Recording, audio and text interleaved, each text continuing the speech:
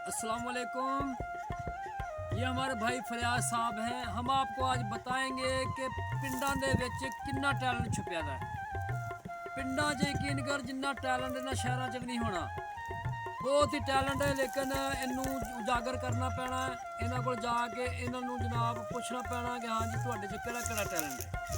ते हुण असीं भाई फरियाद साहब दा टैलेंट वेखने आ कि तुहानू की सुणांदे ने ओह। फरियाद साहब सुणाओ।